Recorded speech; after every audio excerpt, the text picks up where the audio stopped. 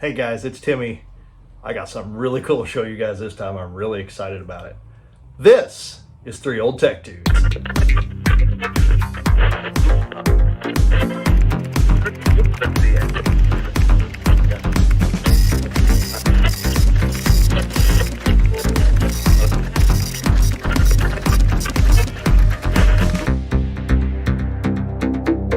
Okay, so we mentioned my old friend Little Chief here on the channel a few times before, but he has a new buddy, this 1991 Data East Teenage Mutant Ninja Turtles pinball machine that I just purchased a couple weeks ago from Arcade Rescue 911 up in Indianapolis. My wife and I decided we'd drop a little money on this. Got a pretty good price for what it is. Probably about $1,500 less than it would sell if it were super nice, but it's not a bad machine. Gone through a few things and fixed up a couple things, so we'll jump right into that and I'll show you what I've been up to here. One thing that had a problem with was the ball not kicking out into the trough there, the lane to start play correctly. I didn't catch any clips of that, but that was the first thing I fixed. There were some other things that were known issues with it that Chris up there at Arcade Rescue 911 told me about. The issue with the display we'll talk about, and some things like that. So first we'll show you some of the repairs I've done, and we'll have some gameplay in the middle, and then a few more repairs, and then some gameplay at the end. So sit back and enjoy. Okay, so I've got a problem. The only mechanical problem really I can find so far with the TMNT machine is it's struggling sometimes to kick the trough eject ball feed out when it's starting multi-ball or even just one ball. Most of the time it does it, sometimes it doesn't. It just kind of hits and the ball jumps and it doesn't jump all the way out. I questioned the coil. The coil seems okay, but I'm wondering about this spring here, and I'll show you what I'm talking about. So this is the unit we're talking about. It kicks that up and hits the ball. It has this spring-loaded bit here. It goes back a little bit. The spring feels okay, but I'm wondering if it's a little too soft or worn from age. I've got another spring I'm going to try to put on here and make this a little stiffer. I get the idea. The idea is that you don't want to just hit and jam the ball real hard up in there, but I think it needs a little help. I do wonder if somebody screwed with this coil so it has hot glue on it, and others do not, so it could be a little weak. This one's not been messed with. This is the kicker that fires the ball for you without the plunger. So I'm gonna switch this spring out and we'll see what happens here. Okay, I ended up doing a little different bit here. See if I can get this to focus. There we go. And I just kind of twisted that through a little stronger. It's quite a bit stronger now, but not ridiculously so. So I think when that kicks up to hit that ball, it's going to be less prone to just go all the way back so easily, which I could kind of see it doing when operating. I don't really have a clip of that. Let's put the playfield back down and see what we can do here. Okay, now to test our spring here. Awesome! Excellent! This had really struggled, but let's see how it works now, see if it's really strong. That's a lot better, actually.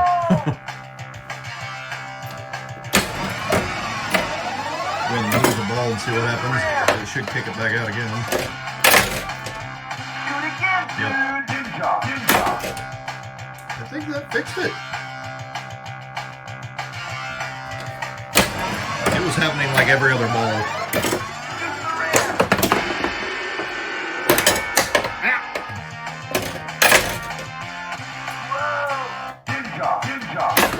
Oh yeah, we got it.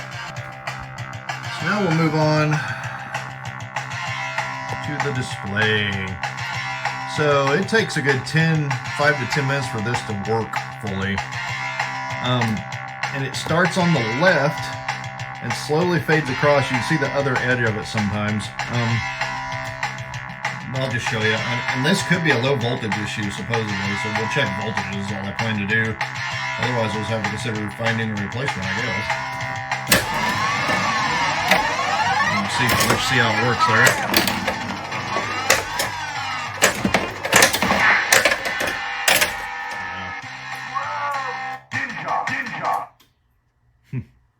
It does get better though.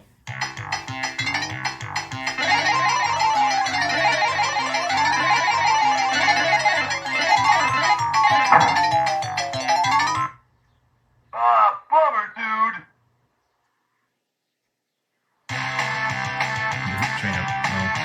This needs a battery in it. It doesn't. I'm gonna get an NVRAM chip, so it doesn't need a backup battery because it resets the high scores every time you power it down. I think. Yeah.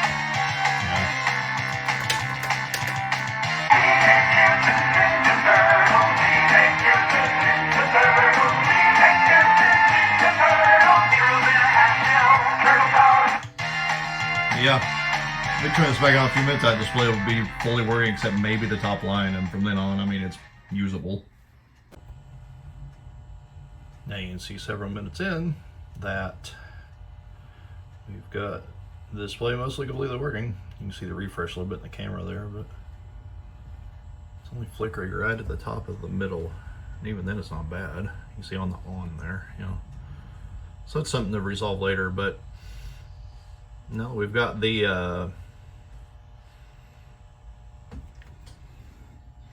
kicker lane fixed. That was the only mechanical problem on the playfield right now. So put the glass back in her. Now we just gotta fix up and finish old Little Chief here. Power it up just for looks. Some of the playfield lights are out, but video coming on that eventually. It's a long video. We're just got hours of footage already, and it's not done yet.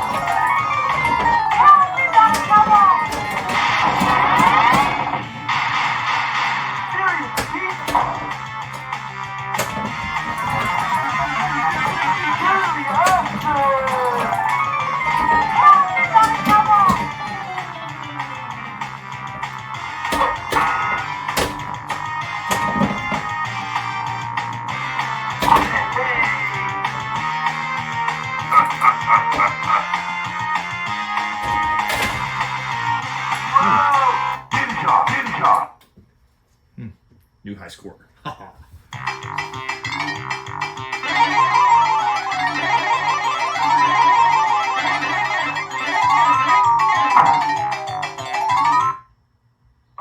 Bummer, dude.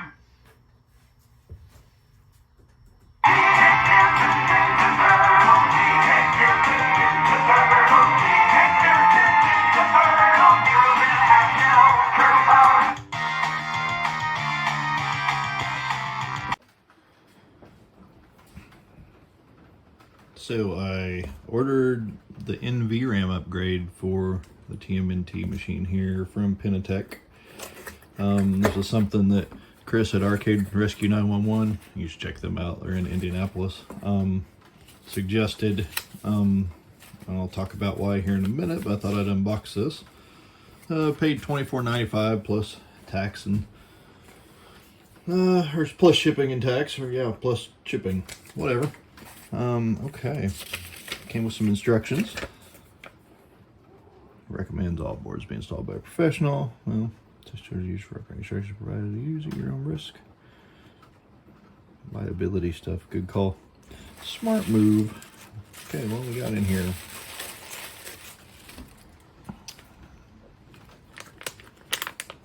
Open this guy up. We certainly tinker with enough electronics here on pre-OTD that they call me a professional. So 6264 NVRAM, cool.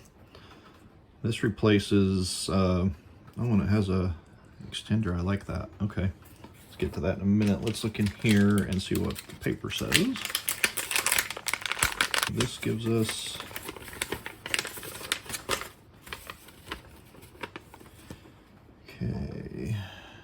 lots of good stuff here. Preparation removal is existing RAM. They locate the existing RAM chip. I know where that's at.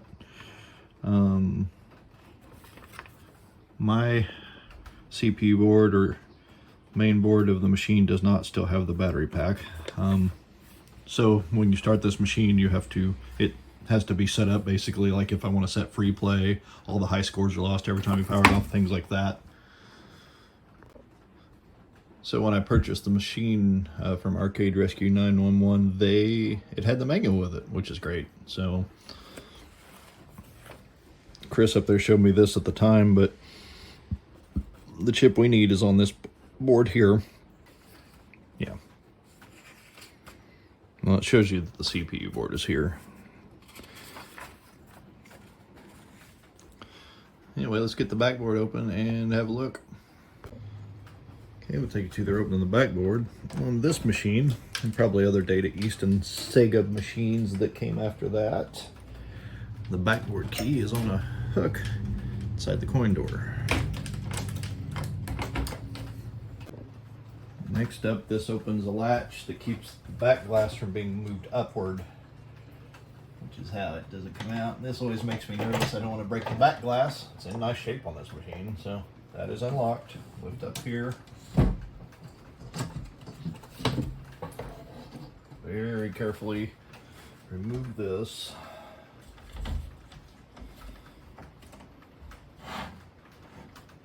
So I think I'm going to move it somewhere else entirely because I'm afraid it's going to slide off there. Okay, now we see this is kind of a hinged door. A lot of these bulbs seem to be original. There's a broken bulb here and some missing bulbs, so we'll go through that later. I probably am going to LED some of these. I may leave the flashers analog. May have to. I don't even know what's available. So you pull this latch, you lift up a little bit, and this swings open. And then you get in here, and I'll bring you in closer. Okay, so if we look in this corner of the board, you can see where the battery pack used to be. This originally would have had 3 AA batteries in it, and the power is the NVRAM chip, which is here. Actually, NVRAM is not the right word, it's just a 6264 RAM chip. Right there. Hyundai 6264. It's The top two above it are actually the ROM that makes this board, this Data East board, Teenage Mutant Ninja Turtles. There's other chips in it too, but that's the main one. Like if you switch this out for a Back to the Future machine, which is another one they made. That's a popular pinball machine Data East built the year before this. It has the same board in it pretty much, and several others. And they just use different ROMs here, a different one in the display unit, things like that, to make it Back to the Future. All right, let me get in here and inspect a little bit, and then I'll get back on camera with you. Okay, what I've got is I've got a little thin screwdriver here. I want to notate, okay, the notch is that direction. You see a silk screen that shows the same. So that we need to remember. I'm going to very, very carefully work under this. It's already coming up on that side.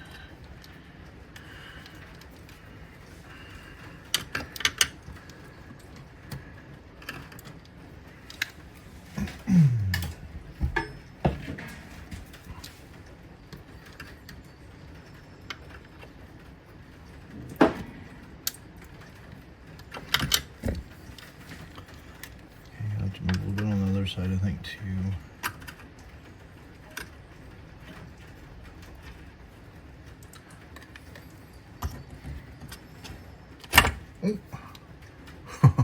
Came out easier than I expected. I've been pinned there, but that's okay. I'm going to save this. This is good. It just needed battery. It's powered, you know. It's not. It loses its brain when electricity goes away. So that went okay. It always makes me nervous pulling those out. So our new kit came with a socket, as well as the NVRAM board to replace the 6264 RAM. The notch is this direction. According to the book, you know, they install the socket because in some cases you actually had to solder this in to some machines, such as Data East machine, Sega, and Stern White Star systems. So that's cool. We don't need to solder that in, so this will just literally go in here. I'll grab my flashlight, and it just helps me see. Make sure this is good and straight. 1, 2, 3,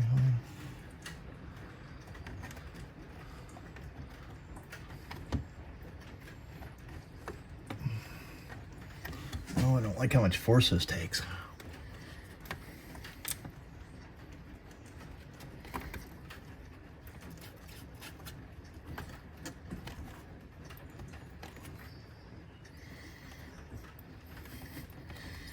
Always makes me nervous how much force electronics take sometimes.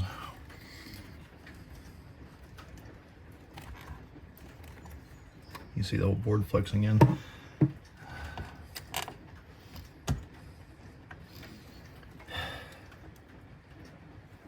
Alright, that seems to have done the trick.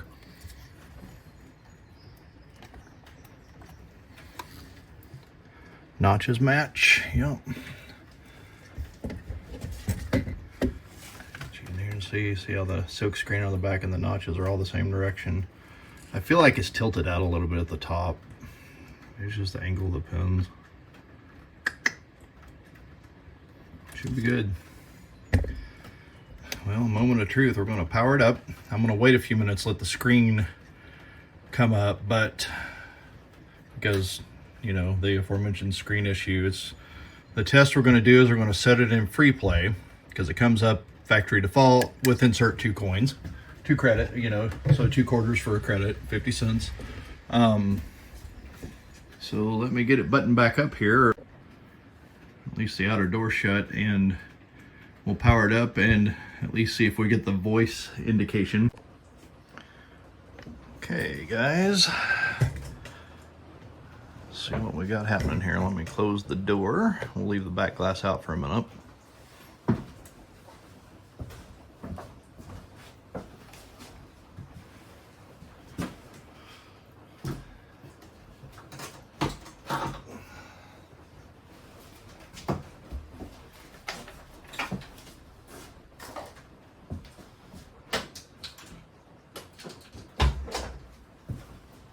unplugged it, of course. So if this doesn't have NVRAM in it, it would not start up right at all. So let's see what happens. Teenage Mutant Ninja Turtles! Good sign. I have to open the door. So, hey, it came up. I think our new chip is good. Of course, we'll wait on the display, which either has a voltage issue or other issues. We'll get to that later. We're not going to get to it in this video because after about 10 minutes, it works fine. So I'll be back 10-15 minutes and we'll get the settings set for free play and see if this NVRAM chip from Pinitech works. Sorry. Okay, let's test this guy out. Display's mostly up. Still a little warbly at the top, but it's enough to go. So to set this up, the way these work, I'm going to show you guys this real quick. I don't think I have already. Find out in editing. There's a step switch and a forward reverse switch, which you can push down, it stays down and pop up. So you hit this left black switch, a little hard to see there. Get you in there real close. Hit this switch and you go into the audit screen, and this allows you to go forward and backward. Like this is your direction, it steps through, and this which way this is at determines which way it goes. So it took me some reads of the manual to get it figured out, but let's get you looking at the display here again. When you first hit that button, oh, sorry. It goes into the audit screen. So hit that once. Whoa! Whoa! Audits and adjustments. So this is just shows some common audits that an arcade operator might want to look at to get data on how much is this machine being played, especially when it was new. You know, if you're running an arcade, you want popular machines in your arcade so that you make more money. You know, if you got a machine not ever getting played, why would you let it sit there when you could put a better one in its spot? Okay, so where we have to get to is a screen. Not expand audits, but expand adjustments. So let's get there. So we're in adjustments now. It's the ADJ. This machine has a weird font for J's on the display. It's like part of an S. Wait a minute. Game rules, game price, game clean. Expand adjustments. So what you hit now is the start button that you use for normal gameplay and set that to yes. There we go. And that allows you to access more of these. Otherwise, at that point, it jumps to the end and goes back to normal gameplay, game over mode. So it's adjustment 33, I think. 32, 33, free play. We hit start to set this to yes, hit step again, request installed. You can set a custom message on display. We may do that eventually, that'd be fun. I'll just hold the step button down until it kind of halts for a second. Game resets. We're in free play. So what's critical now, so we can start a game, right? Just hit start. But we're going to power it down. Because at this point, even with a short power down, it would come back up and be reset to all factory defaults, meaning free play disabled again and back to coins. So let's start it up. Teenage Mutant Ninja Turtles! I knew the ball was in the tray and dumped it. That's fun. See, that's encouraging because it didn't expect me to do anything weird. It just started the display. It says free play, we know. Did I miss it? Aha! Our NVRAM chip is working. It's exciting. Now it'll store my high scores and things like that. So we'll get the back glass back in there. Well, you know what? I'll just let you watch that too. Let's put it back in. Again, I hate moving back glasses. I'm afraid I'll break them. And like, I don't know that this could be replaced, and if it could be, it would cost me a lot of money. Press this against the wooden parts back there. Go up, keep a hold of it, let it drop into the slot down here. That was easy enough. Turn the key. And you see now the key's turned, it goes up, but not enough to remove. Sweet. So I discovered another problem though, a minor problem, but I want to resolve it before it gets worse. Got the key back on my hook. Notice this just looking at it this morning.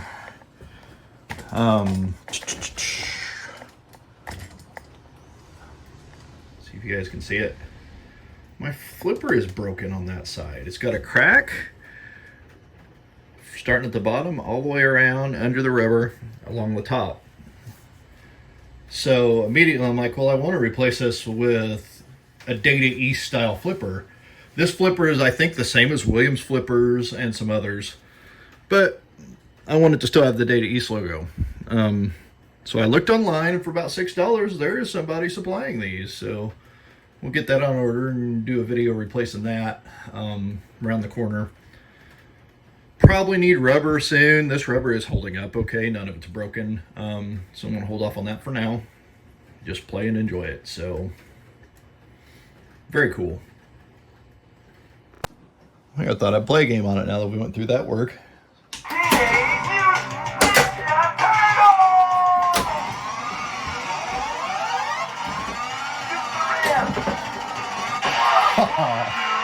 Already screwed up. Because you're looking over my shoulder.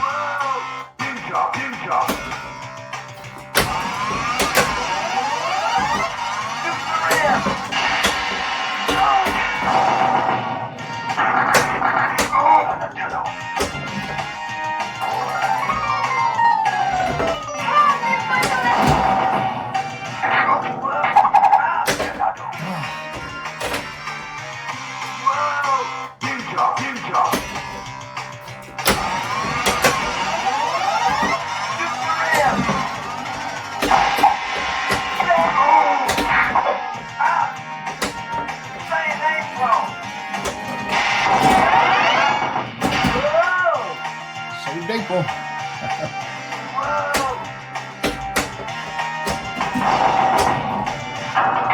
Head for the sewer!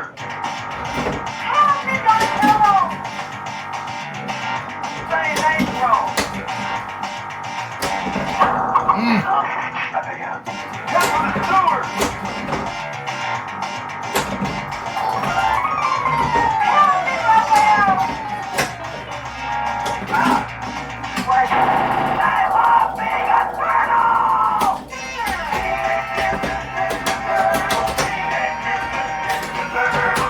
Sometimes the plunger hangs.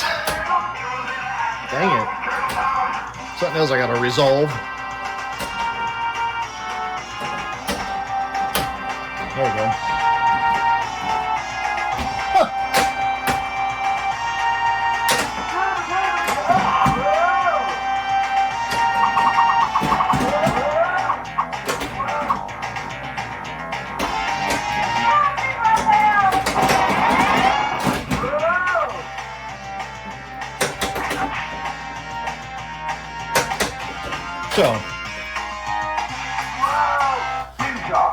So you guys got to see a couple of the other issues. I think I failed to mention this. The plunger rubber seems to be a little far up on the automatic kicker. So I don't know if I need to just get a bigger spring here, because this sits just a little further forward to where it probably should. I think Arcade Rescue 911 replaced this. They had a picture of a TMNT machine the same day they put this up for sale that had I-bolt, a U-bolt around the plunger instead of having a handle. So, but let me show you here what I'm talking about. So if you look here, see that little metal piece there that's moving?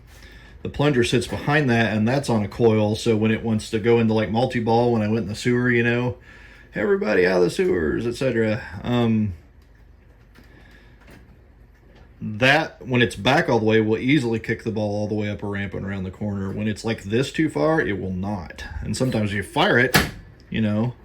That's supposed to do that, but I think that should rest further back probably. And I need to figure that out. If the rubber's just a little too long for this plunger or what. Not a big problem. Usually when I hit multi-ball, I pull the plunger back just a slight bit as it starts with my hip. So, you know, I have a workaround that I didn't do when you saw that. And then the balls, I'd never actually had that happen. I've played a bunch of games on this already. Both balls came down the ramp at the same time and stacked on each other, so I had to shake the machine a little and they finally came loose. So, always a little tweaking to do on an older machine, but we will keep loving on this thing and give it a good life. That's my plan anyway. Finally dropped the money on such a thing, and I'm going to keep it going, keep it in good shape. Well, hope you enjoyed all that, guys. Going to have more on the machine later. This is something I've always wanted, was a pinball machine. Of course, you know, since we started Three Old Tech Dudes, I picked up this one the first year in and have done a little bit of work. It's still got a lot of work going. There will be a video later this year on this machine.